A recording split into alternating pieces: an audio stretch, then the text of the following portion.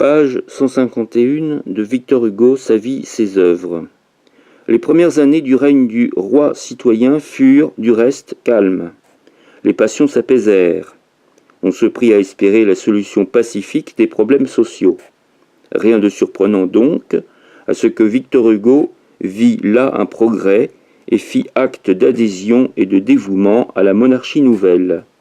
Cela ne l'empêcha pas d'écrire, en 1834, une remarquable étude sur Mirabeau, dans laquelle il dit « Quelques reproches qu'on ait pu justement lui faire, nous croyons que Mirabeau restera grand. Devant la postérité, tout homme et toute chose s'absout par la grandeur. Aujourd'hui, que presque toutes les choses qu'il a semées ont donné leurs fruits, dont nous avons goûté, la plupart bons et sains, quelques-uns amers, aujourd'hui que le haut et le bas de sa vie n'ont plus rien de disparate aux yeux, tant les années qui s'écoulent mettent bien les hommes en perspective, aujourd'hui qu'il n'y a plus pour son génie ni adoration ni exécration, et que cet homme, furieusement ballotté, tant qu'il vécut d'une extrémité à l'autre, a pris l'attitude calme et sereine que la mort donne aux grandes figures historiques, aujourd'hui que sa mémoire, si longtemps traînée dans la fange et baisée sur l'autel, a été retirée du panthéon de Voltaire et de l'égout de Marat, nous pouvons froidement le dire, Mirabeau est grand. Il lui est resté l'odeur du panthéon et non de l'égout. L'impartialité historique, en nettoyant sa chevelure souillée dans le ruisseau, ne lui a pas de la même main enlevé son auréole. On a lavé la boue de ce visage et il continue de rayonner. Page 152. Victor Hugo, quoique depuis longtemps mêlé aux discussions politiques, ne pouvait pas être député parce qu'il n'était point assez riche. Il ne pouvait être père que si le roi le choisissait comme tel. Une seule tribune lui restait accessible, celle de l'Académie française. Il se présenta en 1836. M. Dupaty lui fut préféré. Il se présenta de nouveau en 1839. M. Molé l'emporta. Il se présenta une troisième fois en 1840. L'Académie choisit M. Flourens. Enfin, il fut élu en 1841 membre de la docte compagnie en remplacement de Nepomucène Le Mercier. On peut donc dire qu'il força la porte, ce qui s'explique presque, malgré, ou plutôt à cause, de son immense renommée et de sa popularité. Il ne comptait parmi les académiciens que des adversaires acharnés, des écrivains de l'école classique qui n'avaient cessé de l'attaquer. Il fut reçu solennellement le 3 juin de la même année. Son discours de réception commence par un éloge pompeux de Napoléon Ier, mais il continue par cette réflexion, page 153. Tout, dans le continent, s'inclinait devant l'empereur.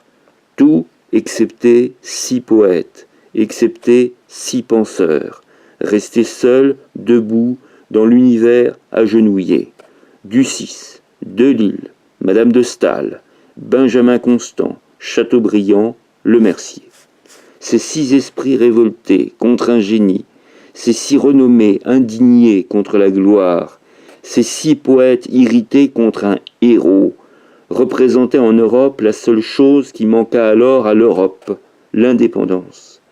Ils représentaient en France la seule chose qui manqua alors à la France, la liberté. La résistance n'était pas seulement légitime, elle était glorieuse.